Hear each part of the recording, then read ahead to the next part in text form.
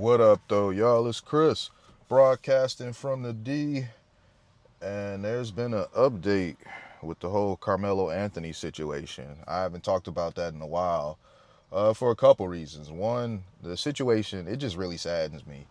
I can't stand the fact that one young man has been put in the ground, and another young man has pretty much thrown his life away, all because of silliness, a lack of emotional intelligence and just bad decision making.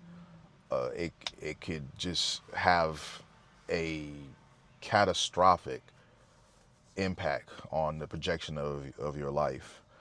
So we move forward to now, and there's been an update with it because apparently not only is there a video of it, but the video has been shown to some news outlets. So I'll share with you here this report that I'm reading from Daily Mail, what they had to say.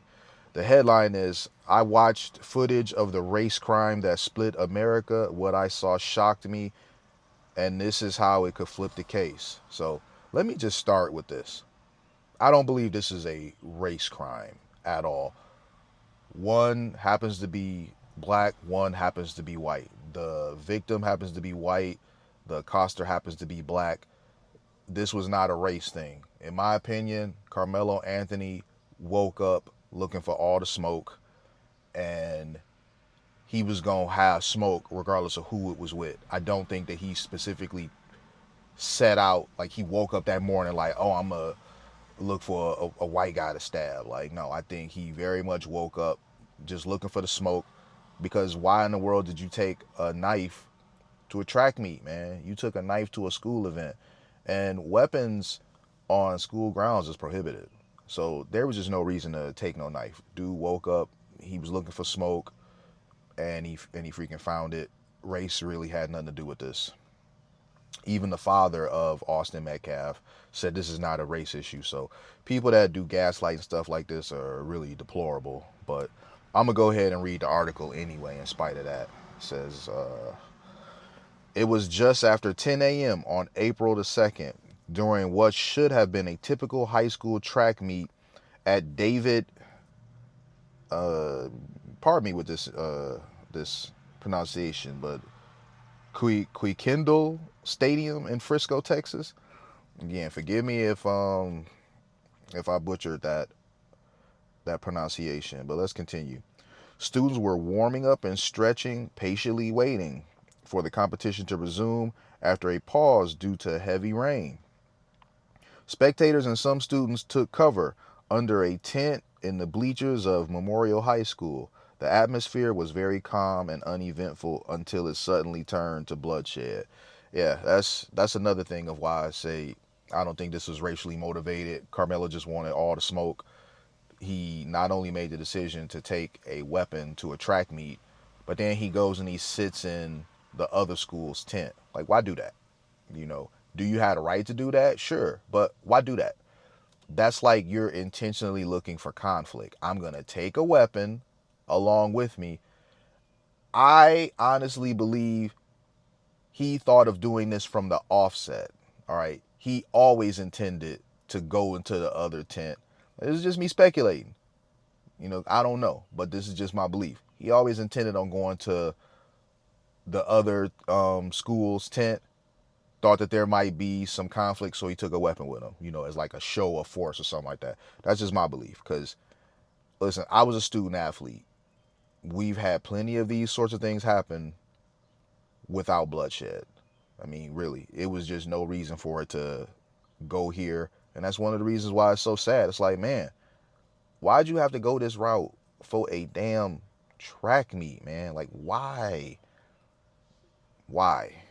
I guess maybe we'll get his answers of why things went this way in court.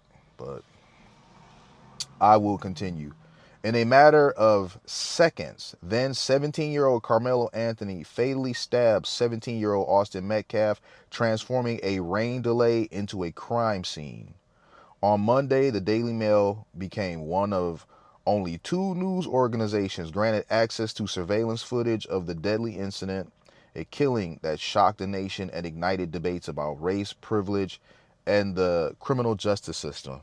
You know, in terms of privilege, Karmelo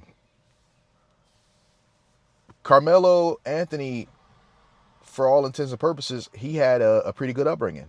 He had two parents. You know, his mother and father, they're married, they're together. He had two parents. They were well to the point to where his mom was able to retire from her position because his dad was doing that well. So you see what I'm saying? Like, it's not like this is some kid that grew up in a bad environment who's acting out or anything like that. No, I mean, this is a kid that had every advantage that you can give a kid in his position. So I don't blame the parents, because in a lot of cases people say, oh, it's the parents' home training. Not always. It is possible for you to give your child the best possible upbringing, give them the best home training you possibly can, and there's still always going to be other influences. You know,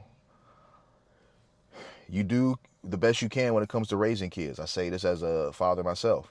And you hope that when they're out there and about and they have decisions to make, that your influence will be the strongest, that your voice will be the loudest. You hope. However, they do have peers and other things that have access to them sometimes more than you do, you know, if you're working or they just hanging out or whatever. So you just don't know. You do the best that you can. He's 17 years old. He knows right from wrong. So he knew what would happen if he used that weapon. He knew what the deadly possible outcome would be if he used that weapon. So it's not like, oh, I didn't know or whatever. No. It says the 40-minute surveillance video. Wow, 40 minutes. Recorded from a stationary camera on the opposite side of the football field, captures the 10 minutes leading up to the attack and desperate efforts by Metcalf's twin brothers and others to save his life before paramedics arrive. Metcalf, a student at Memorial High School, was stabbed after confronting Anthony, who attended Centennial High School, about sitting under the tent of a team he was not affiliated with, according to police and statements made by Metcalf's father after the killing. So this is not uncommon. If you're at some sporting thing and you're not sitting with your school, someone is going to say something about it.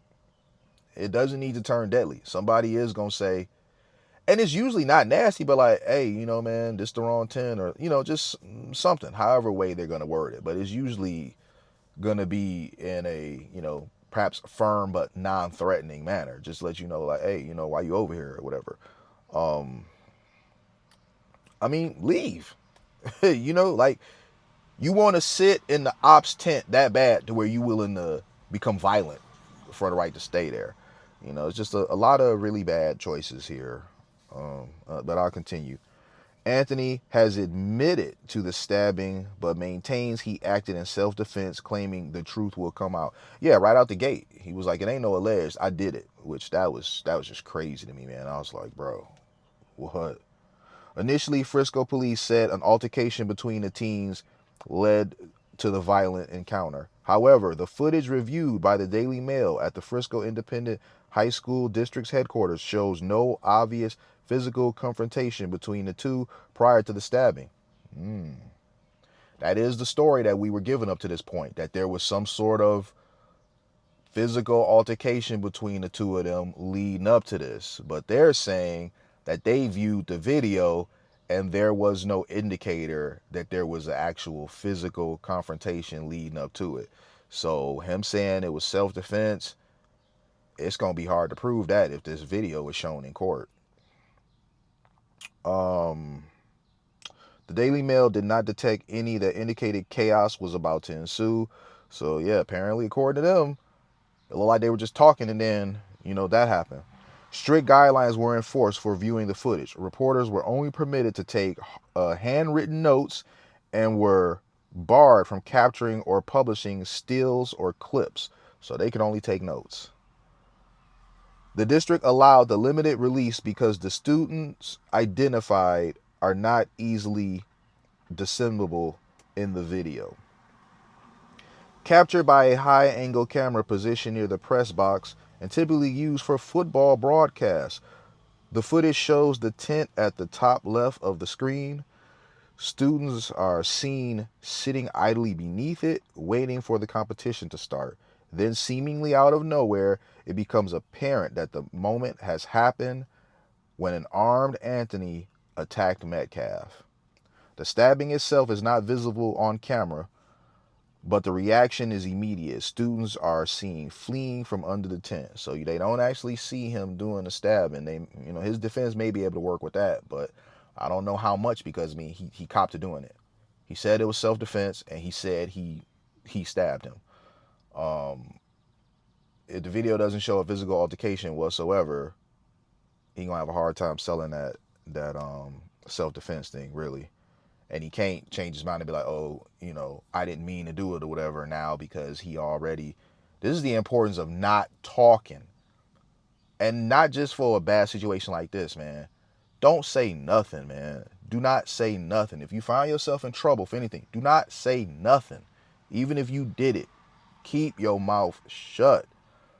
Because him saying what he said, he's now going to have to fight that in court. Him saying, I did it. He's going to have to fight that now. He shouldn't have said anything. Let's see. It says, while police later confirmed Anthony fled the scene, he cannot be clearly identified in the footage. Moments later, at least 2 people can be seen carrying an injured Metcalf down the bleachers to a walkway at the bottom of the seating area. More individuals, including some adults, are seen rushing to his side to help. As rain begins to fall, Metcalf's visibly cradled in the arms of his twin brother, Hunter, bleeding heavily as they await emergency medical services. Metcalf's father recounted how his sons were together in a press interview after the attack. It took 10 minutes for the ambulance to arrive after the stabbing. That's pretty fast. But I know when you bleed profusely like that, 10 minutes can seem like an agonizing lifetime. Paramedics are seen entering a gate near the end zone and driving to the 50-yard line. As they took the stretcher out of the back of the vehicle, they seemed to realize that they needed to take another route to reach the gravely wounded Metcalf.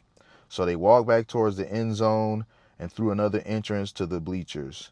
The medics eventually reached Metcalf. However, any treatment administered is obscured by the ambulance.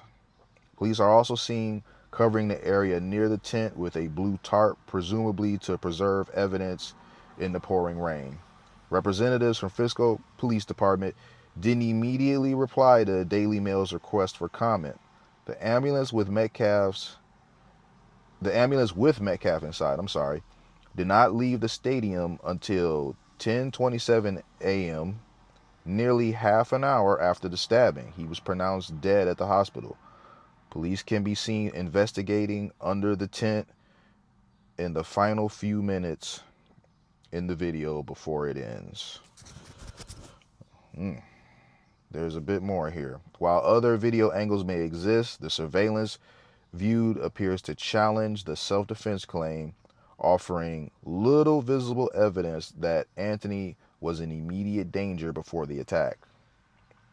Anthony's attorney, Mike Brown, did not immediately respond to the Daily Mail's request for comment. Though he was 17 at the time, Anthony is being charged as an adult with first-degree murder. I'm not surprised there. He could have been 13 and did this and probably would have still got charged as an adult. He has since turned 18 and was permitted to graduate despite the charges against him. Anthony remains under house arrest at a secret location after persuading a judge that his safety was at risk following threats he received while living in a gated community.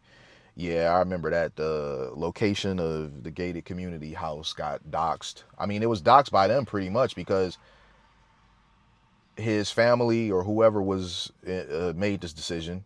It might have been that one guy that was being the mouthpiece for them that they've since distanced themselves from. But I mean, the internet is really good at finding out stuff, y'all. Really good at finding out stuff. So they went looking on Zillow for houses and found that. That was crazy. They managed to find that just from that hall with the staircase. They were able to identify what house that was. That was some really crazy internet sleuthing. He spent nearly 2 weeks in jail before a judge agreed to reduce his bond, allowing him to await trial under house arrest. However, the murder suspect enjoys a significant amount of support across the country. Online donations for Anthony have surpassed $535,000, which his family says will be used for his legal defense as well as his daily expenses. A GoFundMe for Metcalf has raised slightly more at 560,000. So hold on. So he's had, whoa. I was thinking the 530,000 was the GoFundMe stuff. No, that was separate. So he's gotten online donations separate from the GoFundMe that were 535K, and then got the 560,000 GoFundMe dollars. Man, that's crazy. This young man has gotten over $1 million in support. Come on, black peoples, for real, man. Come on now. Like, we can't condone crap like this. For real. We cannot condone crap like this. This is insane. $1 million for taking a knife to a track meet, man. Black folks, we got to do better. We cannot condone crap like this. Anthony is currently awaiting formal indictment by a Collin County grand jury. Representatives for Frisco ISD and the local police have not replied to the Daily Mail's request for comment. And that's the end of the article. So there's a lot to unpack there. But ultimately, man, that video sounds very damning. That video, it sounds like it flies directly in the face of what his defense is, and he's not gonna be able to get out of this unscathed, man. I don't know, like, it's not looking good for the young lad. I'll just say that it's not looking like he gonna get out of this unscathed. And really, should he? You took somebody's life for whatever your reasons are. There are repercussions for actions. You can't just do whatever you want out here, man. Here's a young man that he's had, from all accounts, a pretty good life, and he's threw it away on something silly. Like, why even go to the track meet that day? Was he one of the runners? I've never heard anything about him being one of the runners. Like, why even go to the track meet that day, man? Y'all know what I like to say. Stay where you at. Before you go out there in the world and do something stupid, just stay where you at.